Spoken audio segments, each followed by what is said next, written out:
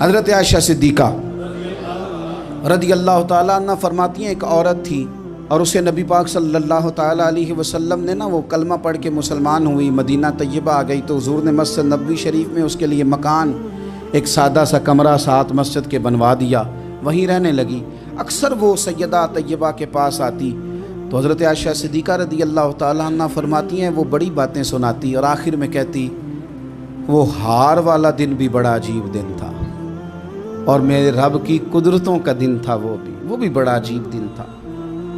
سیدہ عائشہ صدیقہ رضی اللہ تعالیٰ عنہ ایک دن فرمانے لگی کہ تو ہار والے دن کا بڑا ذکر کرتی ہے، وہ کیا دن تھا؟ تو خاتون کہنے لگی اماں جی وہ دن تھا جب میرے رب پر بھروسہ اور مضبوط ہو گیا، جس دن میرا اپنے رب پر توکل اور بڑھا، میرے ایمان میں یقین میں اور پختگی آئی۔ کہنے لگی میں ایک گھر کی کنیز تھی، نوکرانی تھی، اس گھر میں ایک بچی تھی جس کے پاس سونے چاندی ہیرے جواہرات کا ہار تھا۔ اس زمانے میں چمڑے کے اوپر لوگ ہیرے جواہرات لگاتے تھے، کئی دفعہ سرخ رنگ کے چمڑے پہ لگائے جاتے تھے، وہ بچی پہنتی تھی تو کہتی ہیں وہ بچی کے اس نے اتار کے رکھا یا اس سے گرا وہ ہار تو چیل اسے اٹھا کے لے گئی گوشت سمجھ کے اور میرے سامنے اٹھا کے لے گئی۔ گھر والوں نے مجھ سے پوچھا، یہ بخاری میں موجود ہے، گھر والوں نے پوچھا مجھ سے کہ وہ ہار کہاں ہے تو میں نے کہا چیل اٹھا کے لے گئی۔ گھر میں کچھ چوری ہو جائے تو سب سے پہلا الزام کس پہ لگتا ہے؟ ملازمین پہ۔ کہتے انہوں نے مجھے بڑا مارا، بڑی تکلیف تھی، حتیٰ کہ میری شرمگاہ تک کی تلاشی، میری عزت اتنی خراب کی میں بتا نہیں سکتی۔ میں نے اپنی زندگی میں ایک واقعہ دیکھا، ایک امیر گھر میں چوری ہو گئی، ملازم کو اتنا مارا کہ وہ چارپائی پہ پڑ گیا، پولیس والوں سے اتنی مار پروائی گئی کہ وہ بیچارہ چارپائی پہ پڑ گیا اور پھر وہ اتنا بیمار ہوا اور کچھ دنوں کے بعد پتہ چل گیا کہ چور تو اپنا بیٹا ہے ان کا،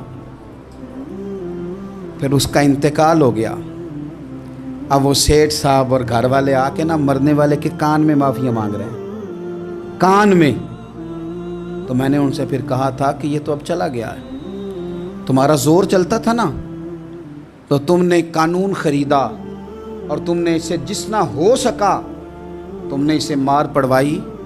تمہارے پاس جو عدالتیں تھیں تم نے وہاں کارروائی کی، اب ایک عدالت قیامت کے دن لگے گی۔ یہ کمزور تھا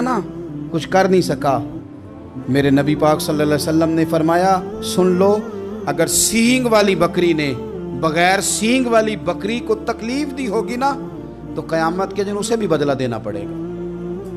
کہ تیرے پاس سینگ تھے اور تو نے اسے مارا تھا۔ وہ خاتون عرض کرتی ہے سیدہ عائشہ کی خدمت میں کہ مجھے بڑا مارا، مجھے تکلیف دی، میں کہہ رہی تھی کہ میرے سامنے چیل لے گئی ہے پر وہ نہیں مان رہے تھے، اماں جی انہوں نے مجھے بڑا مارا۔ حضرت عائشہ صدیقہ کہتی ہیں پھر کیا ہوا؟ کہنے لگی اماں جی جب کوئی میرا مددگار نہ رہا، مجھے تکلیف دے رہے تھے، رسوا کر رہے تھے، تو میں نے اپنے رب سے مدد چاہی، میرے رب کی طرف میں نے توجہ کی، میں نے کہا مالک اب تو ہی میرا مددگار ہے۔ کہتی ہے وہ مجھے مار رہے تھے تو وہ چیل جو ہار لے گئی تھی وہی لے کے واپس آ گئی اور ہمارے سروں کے قریب لا کے اس نے جب اس ہار کو پھینکا وہ مجھے چھوڑ کے سائیڈ پہ ہوئے، وہ میری بے گناہی جان گئے، لیکن آپ کو بتاؤں اس دن سے میرا اپنے رب پر یقین اور بڑھ گیا۔ مجھے سمجھ آ گئی کہ جب انسان پورا ٹوٹ جاتا ہے اور جب کوئی چاروں جانب اس کا مددگار نہیں ہوتا تو رب تو ہوتا ہے اللہ تو اس کا مددگار ہوتا ہے وہ تو پھر اپنے اس بندے کی مدد کرتا ہے پھر وہ تو توانائی دیتا ہے وہ تنہا نہیں چھوڑتا، وہ تو آنسوؤں والوں کے آنسوؤں پہ بڑا کرم فرماتا ہے، وہ تو قسم پرسی میں آ جاتا ہے، اس کی رحمت بڑھ کے استقبال کر لیتی ہے۔